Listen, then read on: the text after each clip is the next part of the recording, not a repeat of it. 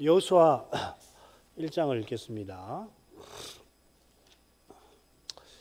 여호와의 종 모세가 죽은 후에 여호와께서 모세의 시종 눈의 아들 여호수아에게 일러 가라사대 내 종 모세가 죽었으니 이제 너는 이 모든 백성으로 더불어 일어나 이 요단을 건너 내가 그들 곧 이스라엘 자손에게 주는 땅으로 가라. 내가 모세에게 말한 바와 같이 물은 너희 발바닥으로 밟는 곳을 내가 다 너희에게 주었노니 곧 광야와 이 레바논에서부터 큰 하수 유브라데에 이르는 헷 족속의 온 땅과 또 해지는 편 대까지 너희 지경이 되리라.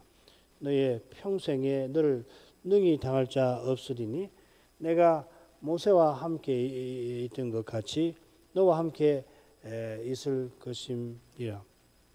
내가 너를 떠나지 아니하며 버리지 아니하리니 마음을 강하게 하라. 담대히 하라. 너는 이 백성으로 내가 그 조상에게 맹세하여 주리라 한 땅을 얻게 하리라. 오직 너는 마음을 강하게 하고 극히 담대하여 나의 종 모세가 내게 명한 율법을 다 지켜 행하고 좌로나 우로나 치우치 말라. 그리하면 어디로 가든지 형통하리니 이 율법책을 내 입에서 떠나지 말게 하며 주야로 그것을 묵상하여 그 가운데 기록한 대로 다 지켜 행하라. 그리하면 내 길이 평탄하게 될 것이라. 네가 형통하리라. 내가 네게 명한 것이 아니냐. 마음을 강하게 하고 담대히 하라. 두려워 말며 놀라지 말라. 내가 어디로 가든지 네 하나님 여호와가 너와 함께하느니라 하시니라. 이에 여호수아가 백성의 유사들에게 명하여 가로되 진중에 두루 다니며 백성에게 명하여 이르기를 양식을 예비하라. 3일 안에 너희가 이 요단을 건너 너희 하나님 여호와께서 너희에게 주사 얻게 하시는 땅을 얻기 위하여 들어갈 것임이니라 하라. 여호수아가 또 루벤 지파와 갓 지파와 므낫세 반 지파에게 가로되 여호와의 종 모세가 너희에게 명하여 이르기를 너희 하나님 여호와께서 너희에게 안식을 주시며 이 땅을 너희에게 주시리라 하였나니 너희는 그 말을 기억하라. 너희 처자와 가축은 모세가 너희에게 준 땅 요단 이편 땅에 머무르니와 너희 용사들은 무장하고 너희의 형제보다 앞서 건너가서 그들을 돕고 여호와께서 너희로 안식하게 하신 것 같이 너희 형제도 안식하게 되며 그들도 너희 하나님 여호와께서 주시는 땅을 얻게 되거든. 너희는 너희 소유지 곧 너희의 여호와의 종 모세가 너희에게 준 요단 이편 해돋는 편으로 돌아와서 그것을 차지할지니라.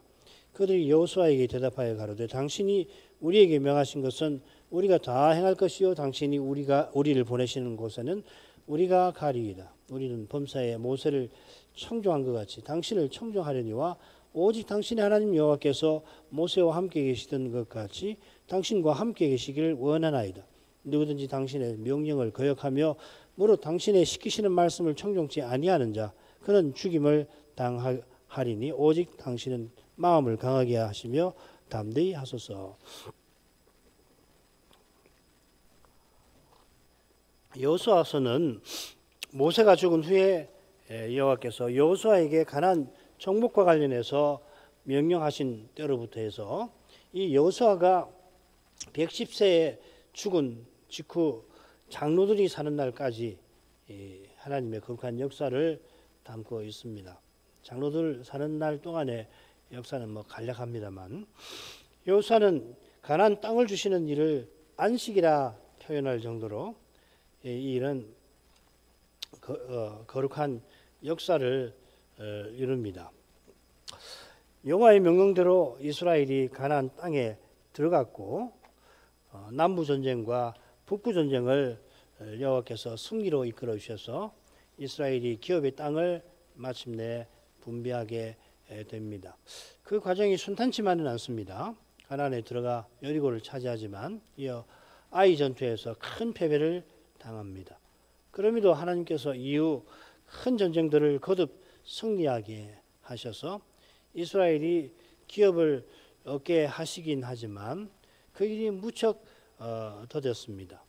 이 사실을 단적으로 보여주는 것이 실로에다가 성막을 세운 일입니다. 18장 1, 2절인데요. 이스라엘 자손의 온 회중이 실로에 모여서 거기 회막을 세웠으니 그 땅이 이미 그들의 앞에 돌아와 복종하였음이나 이스라엘 자손 중에 그 기업의 분배를 얻지 못한 자가 오히려 7지파라. 요단 동편 땅은 모세 시대에 이미 2지파 반, 갓, 루벤, 므낫세 반지파가 기업으로 받았고 오늘 또 나오죠. 서편 땅은 따라서 9지파 반에게 기업으로 주셨는데 유다와 에브라임을 제외하고는 아직 기업의 분배를 받지 못했다 합니다. 그래서 어쩔 수 없이 이 실로에 우선 성막을 세웠던 것입니다. 이스라엘이 출애굽한 거에 여호와의 구속에 있듯이 가나안에 들어가 기업을 얻는 일도 오직 여호와의 역사하심에 속했던 겁니다. 여호와께서 오실 메시아를 약속대로 보내시려고 요수아 시대에도 온전히 순종치 못하는 이스라엘 가운데서 신이 언약을 이루고 계셨습니다. 물론 이 위대한 일에 여러 믿음의 인물들을 써주셨죠. 대표적인 인물이 여호수아요 갈렙이고 또한 엘르아살과 비느하스 그리고 여러 장로들입니다. 그 외에도 많겠죠. 예수님께서 다시 오실 때까지 이 거룩한 역사도 이 점에서 별반 다르지 않을 것입니다만은 차이점이 있습니다. 부활하신 그리스도께서 영원한 성전을 이미 세우셨고 거기서 우리를 위하여 간구하시며 모든 권세로서 아버지의 뜻을 지금 이루고 계신다는 이 점은 여호수아나 갈렙이 자기 시대에 간절히 바라던 그것이었습니다. 그 일이 우리 가운데서는 이루어지고 있는 것이죠, 그죠? 그러니까 이런 점을 참고해서 여호수아서를 읽고 교훈을 생각을 해야 합니다. 이 줄거리를 뭐 여러 수로 나눌 수 있는데요. 세 수로 나누는 것이 제일 좋을 것 같아요. 간단하고.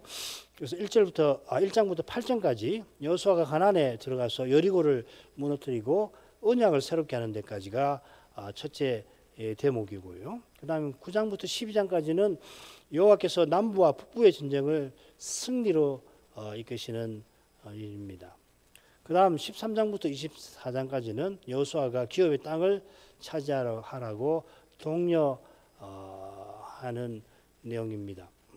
이보다 훨씬 복잡하고 정교하지만 우선은 아주 간단한 지도로 셋을 보십시다. 1장부터 8장, 9장부터 12장, 그리고 13장부터 24장. 아까 인용한 18장은 13장부터 24장 한가운데 딱 나옵니다. 그리고 1장부터 8장 한가운데도 아주 중요한 내용이 나오고요. 그건 차차로 생각하도록 하고 우선 첫째 대목으로 가십시다. 말씀드린 대로 여호수아가 여호와의 명령을 받들어 가나안에 들어가서 언약을 새롭게 하는 데까지 이 거룩한 역사입니다. 유명한 사건들이 여기 많이 나와요. 9장부터 12장에도 뭐 길지 않지만 유명한 사건들 나오는데 여기가 특별히 많이 나오죠. 여호수아 하면 뭐 대략 1장부터 8장까지 사건들을 기록할 텐데 한번 보시고 아마 외우실 수도 있을 것 같아요. 자, 1장은 여호와께서 여호수아에게 거룩한 사명을 내리시는데 이 핵심되는 게 모세의 율법책에 따라입니다. 그리고 이제 2장은 잘 아시는 대로 이 두 정탐이 여리고로 가서 라합의 믿음의 고백을 듣고는 그 전달하는 내용이지요. 이 라합의 믿음이 있고 그 다음에 3, 4장은 이 요단을 건너는데 아주 의미심장한 일들이 있죠. 그래서 언약의 땅을 건너는데 그냥 건너는 게 아니라 강이 갈라지게 하셔서 언약궤가 나오죠. 그 다음에 이제 한가운데 건넌 다음에 할례를 시행하고요. 그 다음에 유월절과 무교절을 지냈다 하는 겁니다. 그래서 만나가 끊어지죠. 다음에 여리고가 무너집니다. 6장. 그리고 이 사건에 이어서 아간이 불순종해서 아이 성에서 크게 패하죠. 이게 7장 1절부터 8장 29절까지입니다. 이게 이제 라합의 믿음과 대조를 선명하게 이루고 있죠. 그리고 마지막에 그리심 에발산과 그리심산에서 언약을 새롭게 하는데 여기 이제 모세 율법책이 또 나올 겁니다. 중요한 어휘만 딱 머리에 넣어두셔도 짬치 흐름이 쉽게 들어오시죠, 그죠? 이런 거 외우시면 참 좋습니다. 외우시면서 이제 각 부분을 볼 때 조감도 같이 요게 요런 의미가 있구나 아는데 도움이 되지요. 우선은 이 대목의 사건들이 나오는 점만 생각하고 각 단락의 특징 또 짝을 이루는 단락과의 공통점 차이점 제가 말씀드렸지만은 차차로 보십시다. 여호수아가 여호와의 명령을 받들어서 가나안에 들어가서 모세의 지시대로 에발산에서 언약을 새롭게 하죠. 지시 내용은 신명기에 나옵니다. 언약을 새롭게 하는 길이 아간의 불순종이 큰 장애가 됩니다만은 반대로 라합의 믿음의 고백이 큰 도움이 되지요. 여리고를 정복하고 언약을 세우기에 앞서서 할례를 시행하고 유월절을 지낸 뜻이 새롭습니다. 언약을 세우기 위해서 일종의 정결 절차를 행하는 거 아닙니까? 자, 이런 줄거리와 뜻에 비추어서 우리가 앞으로 여러 사건 거기 담긴 교훈을 차례로 생각을 해보십시다. 오늘은 1장인데요. 1장은 크게 둘로 나눌 수 있습니다. 여호와께서 여호수아에게 이런 말씀이 1절부터 9절까지고 그 말씀을 받들어서 여호수아가 백성에게 명하고 그 명을 따른다는 내용이 10절부터 18절 이렇게 되어 있습니다. 여호와의 말씀과 두 지파 반이 여호수아에게 대답하는 말에 동일한 내용이 나와요. 그게 이제 담대하라. 내가 너와 함께하니 너는 마음을 강하게 하고 담대하라 하는 내용이 있는데 그걸 이제 이 두 지파 반이 그대로 이야기를 하죠. 어떻게 그러면은 그럴 수 있느냐? 모세가 네게 명한 율법을 다 지켜 행하는 거기서 사명을 수행하는 길이 열린다 하는 거겠죠. 자, 그러면은 1절로 가십시다. 여호와의 종 모세가 죽은 후에 여호와께서 모세의 시종 눈의 아들 여호수아에게 일러 가라사대. 여호수아서는 그리고 모세가 죽은 후에 이렇게 시작됩니다. 그리고가 있어요. 사사기도 그렇습니다. 그리고 여호수아가 죽은 후에 그러니까 연결된다는 이야기죠. 그러니까 여호수아 1장 1절 바로 앞에 신명기 34장을 보시게 되면 모세의 죽음과 여호수아의 안수가 나올 겁니다. 이 본문에서도 구약 성경에서 처음으로 이제 신명기 34장 여기 여호와의 종이라는 칭호가 모세에게 사용이 됩니다. 이 여호와의 종이라는 이 칭호가 여호수아서 내내 이 모세에게만 사용되다가 흥미롭게 마지막에 여호수아 24장에 여호수아에게 한번 딱 사용됩니다. 물론 뭐 사사기에 가면 또 사용되지만은 다윗도 선자들도 여호와의 종이고 장차 오실 메시아도 당연히 여호와의 종이십니다. 구약에 등장하는 모든 여호와의 종들은 이 오실 메시아의 그림자들이죠. 그들 중에 모세는 단연 그렇습니다.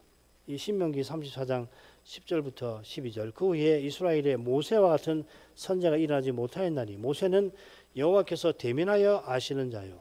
그래 이제 바울 사도는 뭐라고까지 이야기하냐면 이스라엘이 모세에게 속하여 세례를 받았다. 우리가 세례를 받아 이 그리스도에게 속하는 것처럼 같은 용어를 씁니다. 모세는 이처럼 구약시대에 아주 독특한 지위를 지닙니다. 120세에 모세가 사명을 마치고 모압 땅에서 가나안을 목전에 두고서 세상을 떠났습니다. 모세가 여호와를 대면하여 뵌 사람으로서 구약 제사와 구약 계시와 제도의 틀을 당는 데 쓰임 받은 특별한 종이지요. 약속하신 메시아가 오실 때까지 이스라엘이 제사제도와 희년제도, 정결법전과 성결법전 이 두 실행법전을 통하여 제사장나라와 거룩한 백성의 사명을 이루고 나가게 하셨던 것입니다. 요컨대 메시아가 오셔서 내가 저희 열조의 손을 잡고 애굽 땅에서 인도하여 내던 날에 저희와 세운 언약과 같이 아니한 새 언약을 세우신 겁니다. 그래서 언약을 크게 둘로 나누는 겁니다. 옛 언약, 새 언약 할 때 이 옛 언약은 신의 산 언약이 대표하는 것이죠. 이 신의 산 언약은 출애굽할 때 세우신 것이지만 가나안에 들어가서 본격적으로 시행할 것이기도 합니다. 레위기 25장 같은 데 보면 여러 군데 나오죠. 가나안에 들어가는 것 자체가 목적이 아닙니다. 가나안은 여호와의 거처 기업 그리고 성소로서 여호와의 다스리심이 영원 무궁히 드러나야 할 특별한 곳입니다. 솔로몬이 성전을 지으면서 내 이름이 거기 있으리라 하신 곳 이 전이라 성전을 말하면서 내 이름이 거기 있으리라 하신 곳이라 하셨다고 하는 것을 언급하면서 가나안 중심에 세운 성전에 여호와께서 영광 구름으로 임재하셔서 친히 다스려 주시기를 구했습니다. 그래서 내 이름이 거기 있으리라. 하여튼 이거 한번 생각해 보세요. 솔로몬이 성전을 짓도록 다윗이 왕이 되어 예루살렘을 정복했고 거기 언약궤를 장막에 모시고 그리고 남은 생에 성전 건축을 위한 재료를 준비했지요. 이런 거룩한 사명을 위하여 여호와께서 모세 죽은 후에 그의 시종 여호수아를 부르신 겁니다. 여호수아는 눈의 아들이고 에브라임 지파입니다.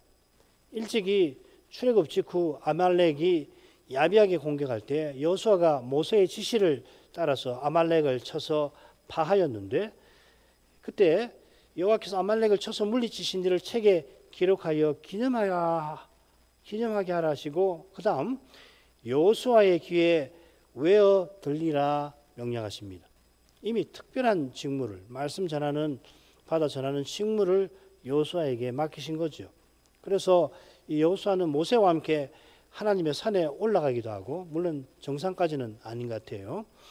모세가 이스라엘의 배도 때문에 진 밖에 임시로 회막을 만들 때에 회막에서 모세가 하나님과 뵙고는 다시 진으로 돌아가지만은 그 회막에 여호수아는 머물러 지키게 했죠. 그는 갈렙과 함께 가나안 정탐에서 믿음으로 보고하여 백성을 격려합니다. 모세가 세상을 떠나기 전에 여호와께 여호와의 회중으로 목자 없는 양과 같이 되지 않게 하옵소서 기도하니까 여호와께서 모세에게 눈의 아들 여호수아는 신의 감동된 자니 성신이 임하신 자니 너는 데려다가 그에게 안수하고 백성의 지도자로 세우라 한 그 인물입니다. 이 정도로 여호수아를 생각하죠. 자, 그다음 사명을 생각하겠습니다. 이 내용이 신명기 31장 7절에 나오는데 한번 읽어보죠. 2절부터 4절.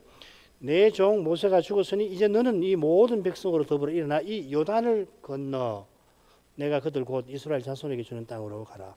내가 모세에게 말한 바와 같이 무릇 너희 발바닥으로 밟는 곳을 내가 다 너희에게 주었노니 곧 광야와 이 레바논에서부터 큰 하수 유브라데에 이르는 해 족속의 온 땅과 또 해지는 편 대까지 너희 지경이 되리라. 여호수아의 사명이 뭔가 무엇보다도 첫 번째가 이스라엘과 함께 요단 강을 건너는 겁니다. 제가 그래서 건너를 강하게 읽었죠. 요단을 건너는 것은 가나안을 차지하기 위해서 그냥 지나쳐야 하는 과정에 불과한 게 아닙니다. 첫째 대목 1장부터 8장까지 보면 요단을 건너서 언약을 새롭게 하는 데까지죠. 이는 홍해를 건너서 시내산에서 언약을 맺는 것과 맞먹는 아주 중요한 일인 것입니다. 그래 2절 끝에 가라고 이 동사가 하나 나오는데 어문이 없습니다. 어문에는 건너라, 요단을 건너라는 말만 나와요. 건너라, 그 땅을 향하여 이렇게 되어 있습니다. 물론 요단 건너서 언약을 새롭게 한 다음에는 내가 이스라엘 자손에게 주는 땅으로 나아가야 하겠죠. 이제 그건 이제 뒤에 나오는 겁니다. 9장 이후에 나오는 겁니다. 나아가는 길에 왕들과 전쟁을 치러야 하고 주신 땅을 분배해야 합니다. 여호와께서 이스라엘에게 내가 지금 주는 땅이라 하시고 모세에게 말한 대로 그들이 밟게 될 것을 다 주었다 이렇게 말씀하십니다. 자, 이런 데서 하나님은 시간을 초월하시는 분임을 확인하게 되는 거죠. 내가 지금 준다. 그리고 이미 주었다. 우리의 미래도 우리의 과거처럼 지금 하나님의 눈앞에 있다. 이렇게 우리는 표현하지요. 그처럼 하나님께서는 그리스도 안에서 우리를 보십니다. 이게 참 중요한 겁니다. 하나님이 시간을 초월하신다. 물론이죠. 그런데 우리를 보시는데 그리스도 안에서 보신다 하는 겁니다. 모세에게 말한 바 이게 이런 뜻을 담고 있는 것이에요. 그리스도를 참으로 믿는 자는 하나님의 구원을 확신할 수 있습니다. 우리의 구원은 하나님이 먼저 생각하시고 지금 이루시며 장차 완성하십니다. 그리스도를 믿게 하시고 지금 본받게 하시고 장차 그와 같아지게 하십니다. 지금 여호수아에게 내가 가나안을 다 주었다 하신 것은 그들이 불순종하겠지만은 기업을 얻게 하신다 하는 뜻이기도 합니다. 물론 불순종해도 다 구원해 주신다는 뜻은 아닙니다. 불순종하는 그들을 돌이키게 하려고 메시아를 장차 보내신다는 뜻이겠죠. 돌이킨 그들을 영원한 나라에서 살게 하실 것을 가리킵니다. 이런 말씀에서 우리가 중요하게 생각할 것은 이런 말씀 들을 때마다 겸손히 성신을 의지해야 한다는 것입니다. 기도해야 한다는 것입니다. 그래야 겸손히 말씀을 듣고 또 은혜를 구할 때에 예정의 신비가 풀리는 겁니다. 이거 하지 않고 예정을 백날 생각하고 사유해봐야 오히려 더 복잡해지고 실제로는 구원에 대한 불신이 더 커질 수가 있죠. 하나님께서 모세에게 말씀하신 지역이 4절에 나옵니다. 광야는 남부고요. 가나안 남부고 레바논은 북부, 큰 하수 유브라데는 동부, 그 다음에 해지는 편은 서부, 이렇게 대충 보시면 됩니다. 해 족속을 특별히 언급하시는데 잘 아시는 7 족속 중 대표할 만한 유력한 족속이죠. 이곳이 너희 지경이 될 거다 하셨습니다. 이 지경이란 말이 히브리 말로 거불인데요. 이게 구약 성경에 모두 241번 나오는데 여호수아서에만 74번이나 나옵니다. 이게 굉장히 의미가 있겠죠, 그죠? 그러니까 결국 이 여호수아서는 이 지경에 관한 책이다 이렇게도 말할 수가 있을 겁니다. 약속하신 지역이 이스라엘의 지경이 된 것은 다윗과 솔로몬 시대뿐이죠. 이스라엘의 전체 역사에서 매우 짧은 기간만 약속하신 지역을 영토로 차지합니다만은 그 역사에서 드러나는 그 이스라엘의 불순종 내내 지금 여기까지 올 때까지도 광야에서 그렇고 그 다음에 여기서 이 영토를 얻는 그게 사사기까지 가면 또 마찬가지인데요. 역사 내내 드러나는 이스라엘의 불순종을 생각을 하면은 말씀드린 대로 여호수아서나 사사기의 현신을 봐도 다윗과 솔로몬 시대에 이런 일이 있었다는 것은 정말 놀라운 일입니다. 자, 그 다음으로 가죠.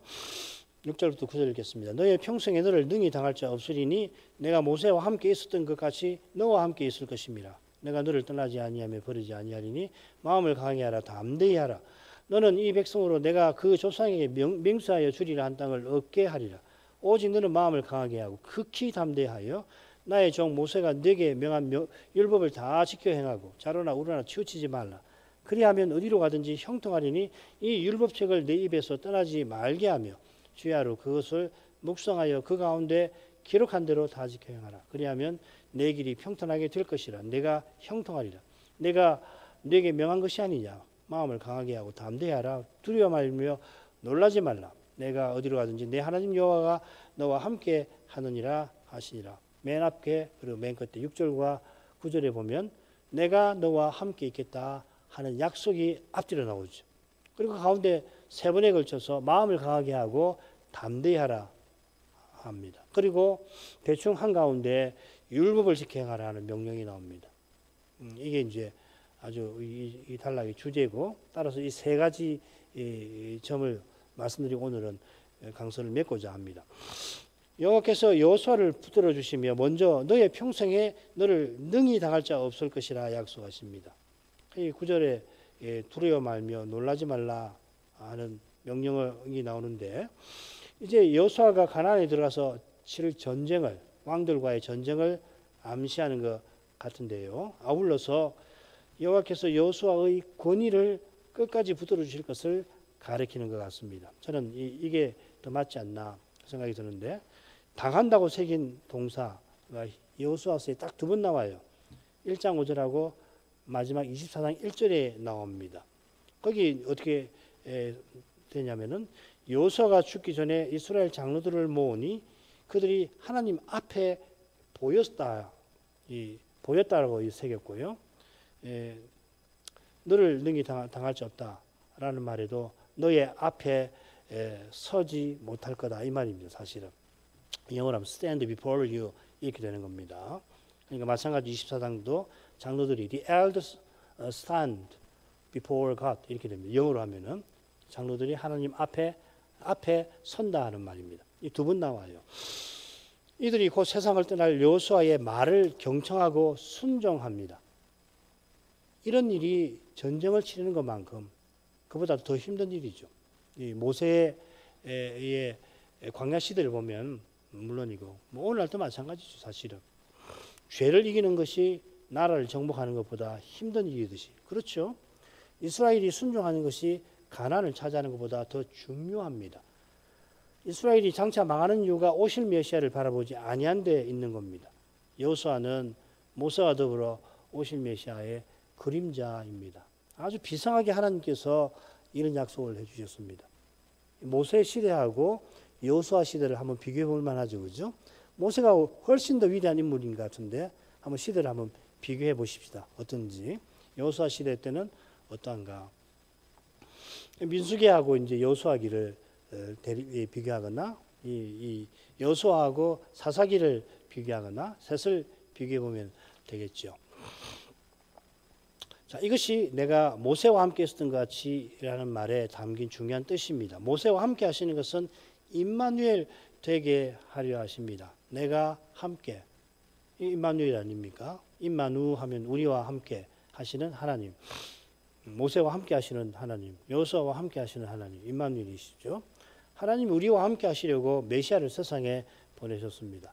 이 일을 위해서 특별히 메시아의 그림자들을 늘 세우셨습니다. 여호와께서 모세와 함께 하신 것처럼 모세도 여호와와 함께 했지요. 이게 언약 관계의 핵심입니다. 지금 요단강을 건너가서 가나안을 얻게 하시는 목적이 바로 이 거룩한 관계와 친밀한 사귐에 있는 겁니다. 이 목적을 이루려고 여호와께서는 여호수아와 함께 하시는 것입니다. 함께 하겠다 하시고 내가 너를 떠나지 아니하며 버리지 아니하리라. 이 말씀이 히브리서 13장 5절 하반절에 인용되었죠. 그죠?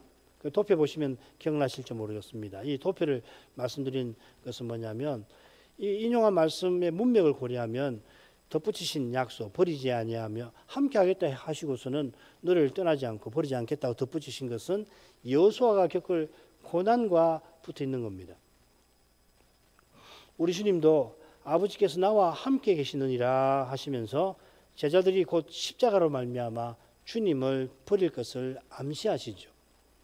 이스라엘이 여호와를 버리지 아니하면 여호와께서 그들을 버리지 아니하시듯이 여호수아와 함께 하셔서 사명을 이루는 길에 그가 홀로 되는 그때에 결코 버리거나 떠나지 아니하실 것입니다.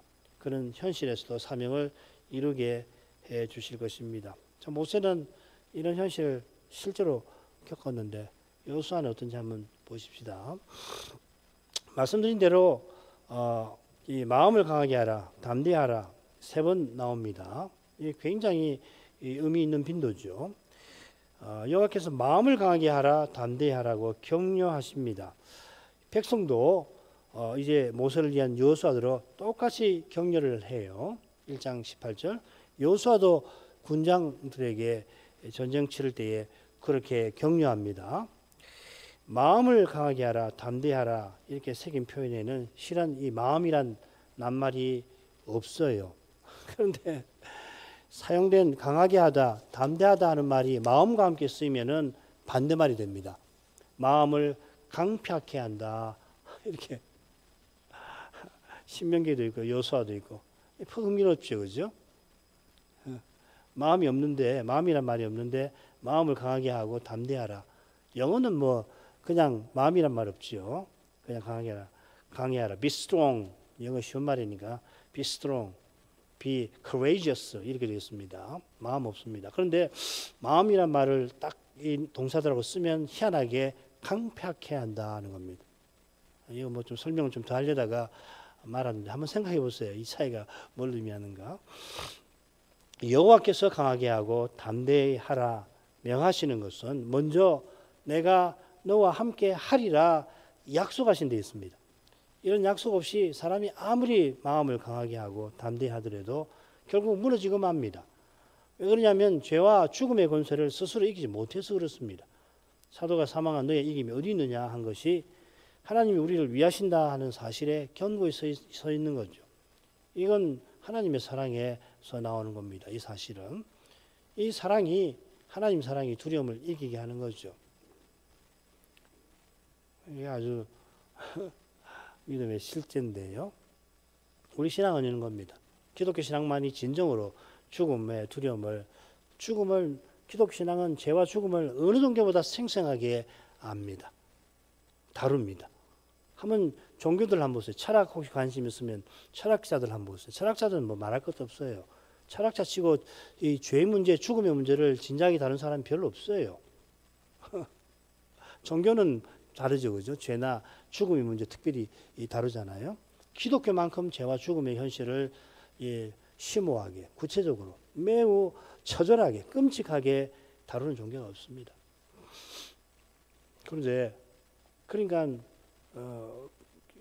그런데 이런 죄와 죽음의 권세를 하나님의 사랑을 의지해서 그 두려움을 이기게 하죠. 그러니까 죄와 죽음의 문제를 참으로 해결하는 종교는 기독교뿐이라고 우리는 늘 믿는데 하나님 사랑이 있는 거죠, 결국은. 그리스도를 주신 사랑. 또한 강하게 담대히 하라고 명령하시는 것은 비슷하게 여호수아가 가나안을 이스라엘대로 얻게 할 사실과 약속과 붙어 있습니다. 앞에도 명령하시는 것이 약속과 붙어 있고 여기도 약속이죠, 그죠? 네가 이스라엘 백성들을 가나안을 얻게 할 것이다라고 약속하시면서 명령하시죠. 여호와께서 함께 하겠다고 약속하시고 명하신 것처럼 명령하시고 이어 그가 가나안을 정복하게 해주겠다 역시 약속하십니다. 하나님께서 약속을 보증 삼아 명령하십니다. 더 정확히 말하면 약속하시는 자기를 보증으로 세우시는 겁니다. 내가 맹세하며 약속한 것을 틀림없이 이룰 테니 이루어지는 것은 장래예요. 아직 모릅니다. 그죠? 그렇지만 내가 맹세한 것을 이룰 테니 여호수아 너는 나를 의지하여 강하게 하라 하는 겁니다. 흔히 우리가 믿는 것은 믿을 만한 증거가 있어 그러하고 그 증거는 하나님이 이미 행하신 사실이라 하나님이 십자가에 자기 아들 내어주셨다 합니다만 아울러서 하나님께서 그런 사랑으로 장차 우리들어 그리스도와 같아지게 하겠다고 약속하시는 것을 우리는 믿는 것이에요. 아직 보지 않았는데 믿는 거란 말이죠. 약속하시는 하나님을 믿고 의지하는 겁니다. 약속한 것이 장래에 놓여 있는 데다가 현재 우리 앞에 있는 죄의 현실은 하나님의 약속과 어긋나 보일 수가 있고 사실 보여요. 쉽게 말하면 하나님 약속을 믿기 힘든 현실이 우리 앞에 펼쳐져 있는데도 참된 믿음은 놀랍게도 그 현실 가운데서 하나님과 그분의 말씀을 믿고 바라는 겁니다. 순수한 거죠. 이게 참으로 하나님만 믿고 말씀만 따르는 겁니다. 이게 믿음의 핵심이에요. 믿을 만한 증거보다 하나님께서 믿을 만하십니다. 그죠?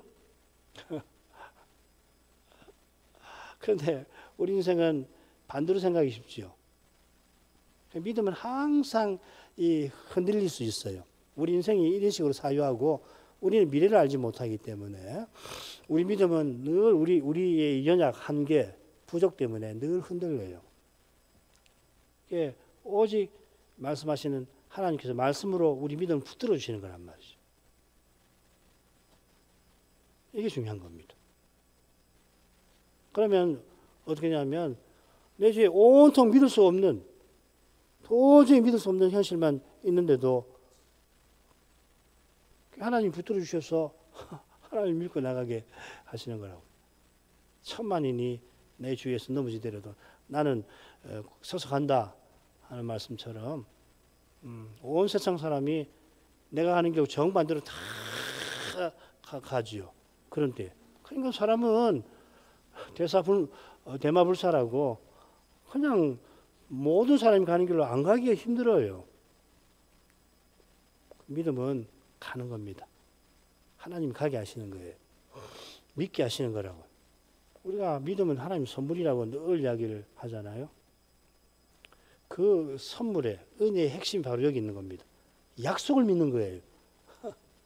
그 다른 말로 약속하시는 그분을 믿고 의지하는 거라고요. 무슨 일이 있더라도 나는 하나님을 의지한다는 겁니다. 달리 말하면 하나님이 나를 붙들어 주실 거다. 그 하나님만 막 붙들고 가게 하시는 거라고. 이게 확신 아닙니까? 우리가 너무 우리 개혁파가 합리적인 건 맞아요. 너무 신앙이 감정적이 돼서 뭐 이상한 거 보려고 그러고 뭐 이상한 현상, 기적 뭐 그런 거 그 우리 멀리 하잖아요. 표적 우리 다 믿지만은 그러나 이 기적을 믿는 신앙이 이 문제가 있다는 거 알잖아요. 표적을 마문하나요? 주님과 사도들이 나지 그렇잖아요. 그래서 우리는 매우 하나님 말씀에 근거해서 합리적으로 뭘 따지고 하는 이 성향, 그 좋은 점이 있습니다. 근데 동시에 이런 점, 그렇게 해서 하나님 말씀을 깨닫고 할 때 이 하나님을 믿는 거, 하나님이 가장 믿을만 하잖아요. 근데 우리가 하나님보다 더 다른 것을 눈에 보이는 거, 내가 원하는 거, 그걸 붙들기 얼마나 쉬우냐 말이죠. 이거 한번 오늘 뗐으니까 또 다음 시간에도 한번 또 생각해 보십시다. 지금 여호와께서 강하고 담대하라 격려하시는 것은 나와 나의 약속을 믿고 의지하라 하시는 겁니다. 우리도 마찬가지입니다. 우리가 그리스도와 같아질 것이다. 배도의 시대가 곧 언제든지 닥칠지 모른다. 그런 말 다 하는데 정말 이런 믿음 없이는 어림없습니다. 이런 믿음으로만 돌파해서 마침내 그리스도와 같아지는 거기에 이룰 수 있겠지요. 자, 마지막 가보십시다. 강하고 극히 담대하라 하시고는 율법을 지켜 행하라 하십니다. 이 율법은 나의 종 모세가 너에게 명한 것이라 덧붙이십니다. 이 율법은 하나님 계시지요. 하나님과 그분의 뜻을 드러냅니다. 율법을 다 지켜 행한다는 것은 하나님을 믿고 의지하는 것이죠.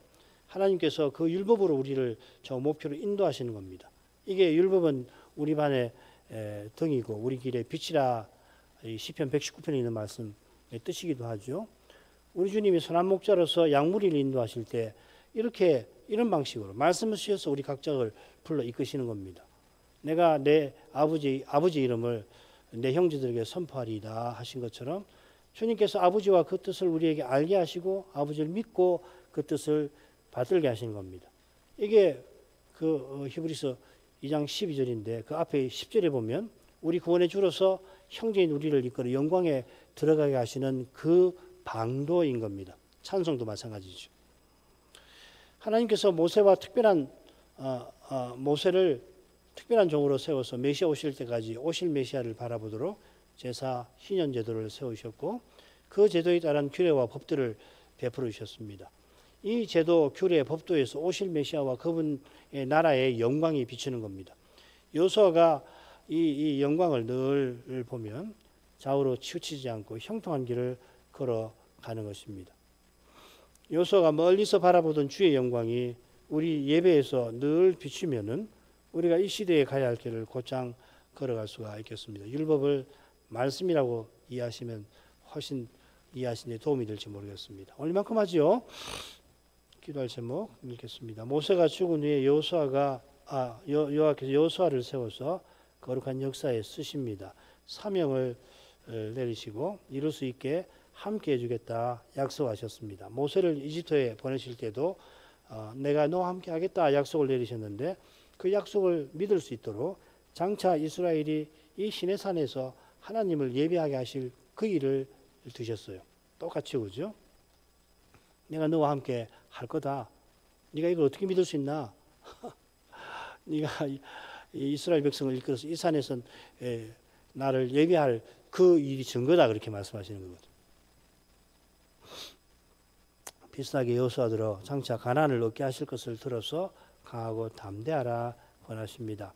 모세와 여호수아들어 하나님과 그 말씀을 온전히 믿게 하시는 겁니다. 이 믿음이 우리 시대에 절실합니다. 절실한 만큼 이 믿음은 하나님 은혜와 선물입니다. 이건 구해야죠, 그죠? 간절히 겸손히 오늘도 가겠습니다. 신학교 신학생들 특별히 내일 있을 두 번째 조사 시치를 위해서 기도해 주십시오.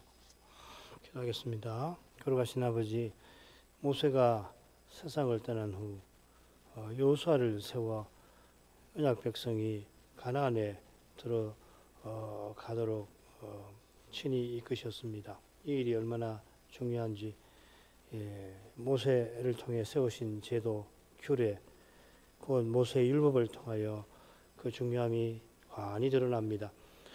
저희가 지난 1년 수개월 동안 레위기를 통해서 하나님이 언약 맺으신 그 목적을 이루기 위하여 모세에게 그 목적을 이룰 그 길을 어떻게 내게 하셨는지를 살피게 하셨습니다.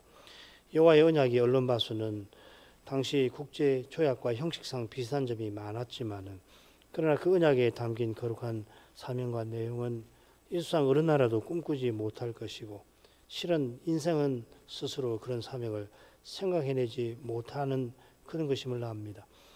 하나님을 가까이하는 제도와 그 실행법전, 하나님을 가까이하여 그 영광을 드러내는 제도와 실행법전을 통해서 하나님께서 언약 맺으신 듯이 장차 메시아를 보내시고 그를 통하여 영원한 제국 세우시는 거기 있음을 보여주셨습니다. 이제 모세를 통하여 세우신 그 율법을 언약을 실행할 거룩한 장소로서 가나안을 약속대로 주려 하실 때에 하나님은 여호수아를 세우십니다. 모세를 이어서 먼저 요단을 건너서 가나안에서 언약을 새롭게 하게 하시고 마침내 나라들을 무찌르며 각 지파가 기업의 땅을 차지하게 하는 사명을 그에게 맡기십니다.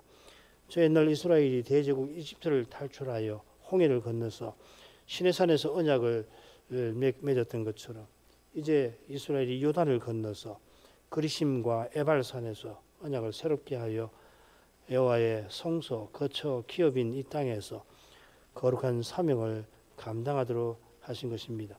그것이 결코 쉽지 아니한 것을 다 아시고 여호수아에게 사명을 내려주시면서 그와 함께 하겠다 약속해 주셨습니다. 전에 모세를 이집트로 보내실 때에도 그와 함께 해주겠다 하셨습니다. 여호와께 주신 사명은 사람이 이루지를 못하고 하나님이 이루십니다. 모세가 함께 해주시겠다고 약속하셨는데도 몇 번이고 사양한 것은 자기가 얼마나 연약한 인생인 것을 모세가 특별히 지난 40년 동안의 삶에서 깨달았던 까닭인 줄 믿습니다. 여호와께서 과연 10개의 재앙으로 마지막에는 이집트의 장자와 초태생을 치시는 재앙으로 바로를 굴복시키시고 그런 재앙에도 교만하여서 바로가 이집트 군대를 이끌고 추격하다가 홍해에서 그 군대가 수장되게 하셔서 이스라엘이 그 험한 광야길을 40년 동안 행할 수 있게 하셨고 무엇보다 몇 번이고 원망하고 불순종하는 이스라엘을 여호와께서 길이 인내하시고 마침내는 가나안 이곳까지 이르게 하셨습니다. 그런 역사를 모세의 곁에서 가장 가까이에서 누구보다 목회했던 여호수아라 이제 요단을 건너가게 하신 이 사명을 받들려 할 때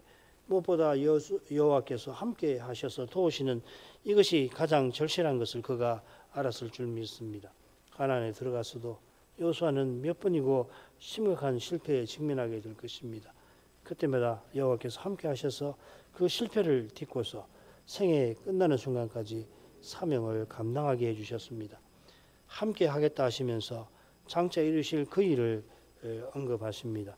모세를 보내실 때도 여호와를 배웠던 이 시내산에서 이스라엘이 예배드리게 하실 그 일을 들어서 모세들어 여호와께서 함께 해주심을 믿으라 하십니다. 이제도 여호와께서 이스라엘들어 약속대로 가나안 지경을 얻게 하실 것이라 하시면서 여호수아들의 마음을 강하게 하고 담대히 하라고 명하십니다. 여호수아들어 하나님만 그 말씀만을 믿고 나아가라 하신 것입니다. 과연 하나님만큼 믿을 만한 분이 계시지 않고 하나님만큼 신실하시고 사랑이 많으신 분도 아니 계시오니 마땅히 하나님을 믿고 그 말씀을 믿고 나아가야 하겠습니다마는 이러한 믿음이 사람에게서 결코 나올 수 없음을 고백합니다. 인생이 무엇을 조금이라도 이루려 할 것이 아니요 모든 것을 주님 손에 맡기고 그 손에 쓰임을 받아 나갈 뿐인데도 그러나 이 시대에 이런 참된 믿음으로 살아가는 것이 실로 어렵게 된 것을 생각하면서 우리 주님의 은혜가 우리에게 더욱 절실함을 구합니다. 하나님 아버지 눈앞의 현실에 매이지 않게 하시고 주의 약속을 믿고 저 복된 순간을 늘 바라며 오늘이라고 하는 날 동안 가장 믿을 만한 믿으신 우리 하나님, 그리고 말씀대로 이루어 가신 그 신실하신과 그 일을 이루실 때 드러내신 그 사랑을 의지하여서 하나님을 전심으로 믿고 나가게 이끌어 주옵소서. 예수님 이름으로 기도합니다. 아멘.